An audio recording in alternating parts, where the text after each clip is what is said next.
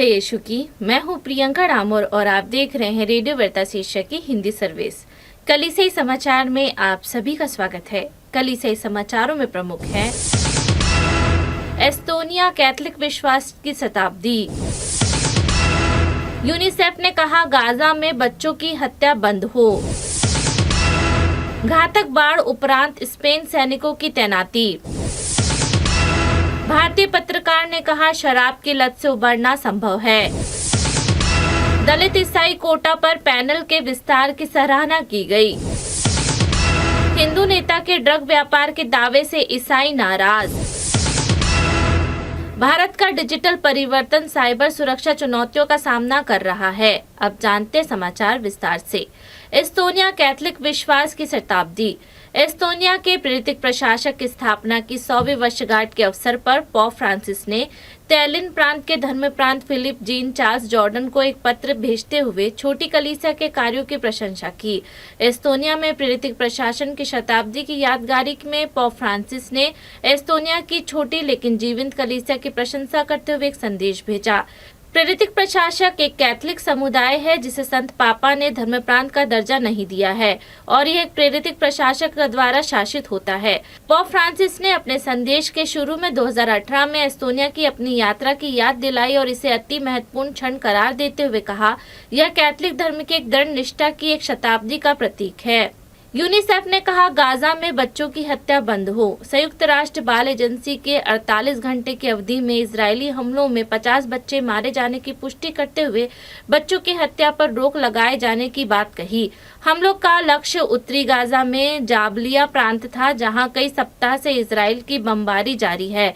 अपने इस हमले के बारे में इजराइल का कहना है कि वह हमासा को फिर से संगठित होने से रोकने की कोशिश कर रहा है।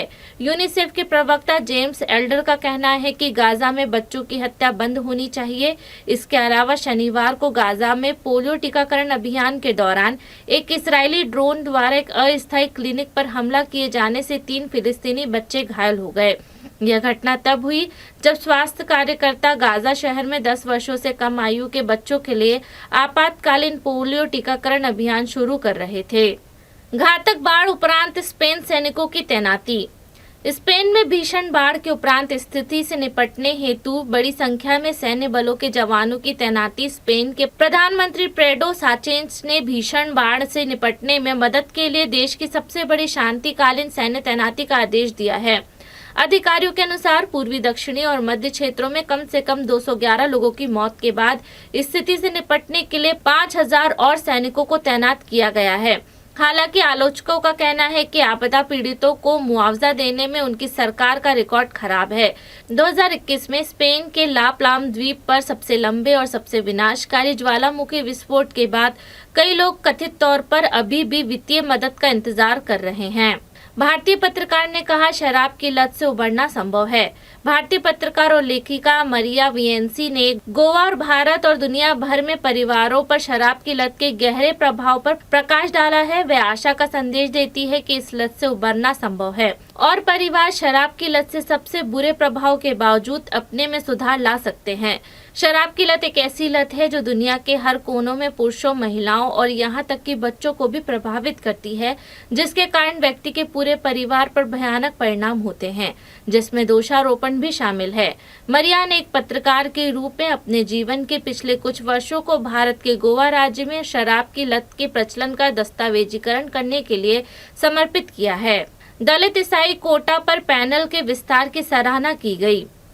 एक चर्च नेता ने न्यायमूर्ति केजी बालकृष्णन आयोग को 1 साल का विस्तार दिए जाने की सराहना की है, जिसका उद्देश्य यह अध्ययन करना है कि सामाजिक रूप से गरीब ईसाई और मुसलमान देश की सकारात्मक कार्यवाही नीति के लिए पात्र है या नहीं।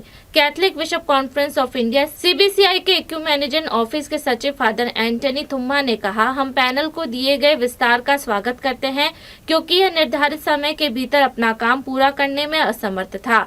प्रधानमंत्री नरेंद्र मोदी की संघीय सरकार ने 2022 में इस आयोग का गठन किया था ताकि यह अध्ययन किया जा सके और यह सिफारिश की जा सके कि सकारात्मक कार्यवाही नीति के लाभों को उन ईसाई और मुसलमानों तक बढ़ाया जाए या नहीं जो दलित समुदाय से आते हैं, जिन्हें कभी अछूत माना जाता था।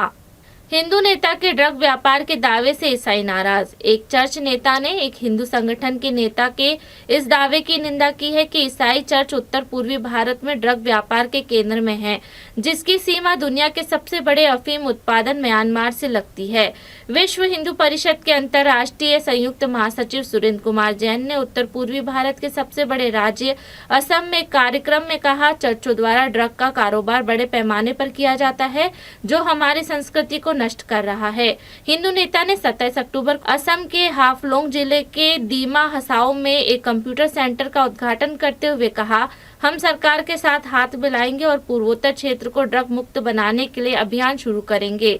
इस टिप्पणी पर ईसाइयों ने नाराजगी जताई, जिन्होंने कहा कि जैन क्षेत्र में समुदायों के बीच विभाजन पैदा करने का प्रयास कर रहे हैं।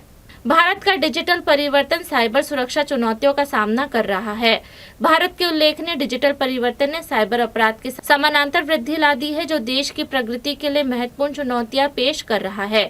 जैसे जैसे लोग रोजमर्रा की गतिविधियों के लिए ऑनलाइन प्लेटफॉर्म पर निर्भर होते जा रहे हैं, साइबर अपराधी इन व्यवहारों का फायदा उठा रहे हैं, जिसने भारत के लिए अपने डिजिटल बुनियादी ढांचे की कमजोरी को दूर करना जरूरी हो गया है।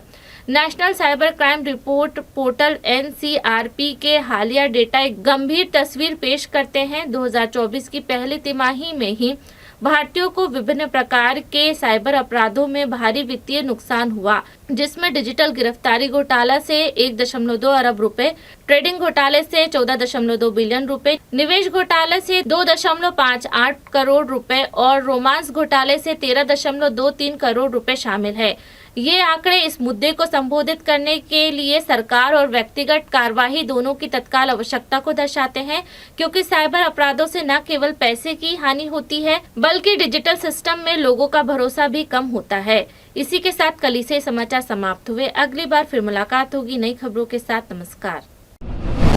रेडियो वेरितास एशिया आपके लिए लेकर आए हैं RVA mobile app. RVA mobile app पर हमारे विभिन्न प्रकार के कार्यक्रमों का लाभ लें, हमसे जुड़े और एशियाई ईसाईयत की आवाज का हिस्सा बने। आज ही ऐप स्टोर एवं प्ले स्टोर से RVA मोबाइल ऐप डाउनलोड करें।